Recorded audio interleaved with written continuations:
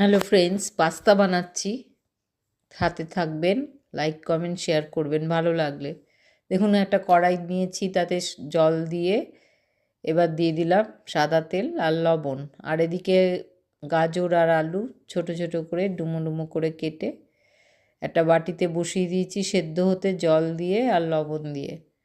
এবার এদিকে জলটা ফুটে উঠলে কড়াইয়ের পাস্তা দিয়ে দিলাম 2.5 কাপ।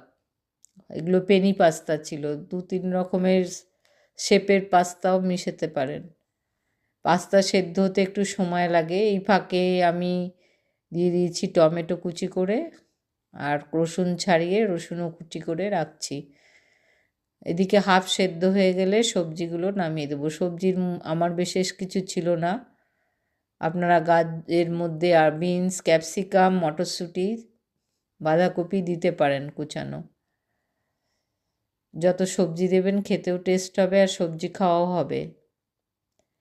এরপরে আমরা চিকেন যদি দিয়ে এর মধ্যে খুব ভালো লাগে, যদিও আমার চিকেন ছিল না, চিকেন ছোটো ছোটো করে পিস করে একটু ম্যারিনেট, আদা রসুন বাটা আর সয়া সস দিয়ে একটু ম্যারিনেট করে রেখে 1/2 ঘন্টা, তারপরে সাদা তেল দিয়ে নাড়িয়ে চাড়িয়ে ভালো করে একটু জল দিয়ে সেদ্ধ করে নামিয়ে রাখতে হবে। তারপরে পাস্তার সাথে মিশিয়ে দিতে হবে। তো আমার এইখানে দেখুন, আমার চিকেন ছিল না, দিইনি।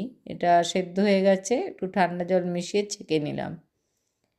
এবার আমি সাদা তেল দিলাম, সাদা তেলে ওই টমেটো কুচি আর রসুন কুচি দিয়ে দিলাম। একটু নাড়িয়ে চাড়িয়ে নিয়েই সবজিটা দিয়ে দিলাম। সবজিটা হাফ সেদ্ধ করবেন, তাহলে এখনও একটুখানি ভালো ভাজা হয়ে যাবে, নাহলে বেশি সেদ্ধ হয়ে গেলে মানে ঘ্যাট পাকিয়ে যাবে। এবার লবণ, বিট লবণ আর গোলমরিচ গুঁড়ো দিয়ে নাড়িয়ে নিলাম সবজিগুলোকে নিয়ে। এবার পাস্তা সেদ্ধটাকে দিয়ে দেবো।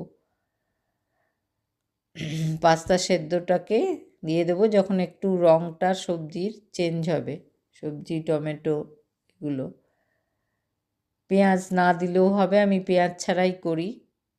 এবার এটাকে নামিয়ে দিলাম। এবার আমি হোয়াইট সস প্রস্তুত করব, কারণ হোয়াইট সসেই এই পাস্তাটা মেশাবো। তো কি করে দেখাচ্ছি। হোয়াইট সস বানালাম। হোয়াইট সসের জন্য কড়াইটাকে বসালাম, বসিয়ে এবার 1 টেবিল চামচ দেব মাখন দিয়ে দেব। এই যে মাখন দিলাম। এবার দেব, মাখনটা একটু গলে গলে গেলে 2 টেবিল চামচ ময়দা দিয়ে নাড়ালাম। যেই ময়দার কালারটা একটু হালকা ব্রাউন ব্রাউন হবে তখন দুধ দিয়ে দিলাম। দুধ দিয়ে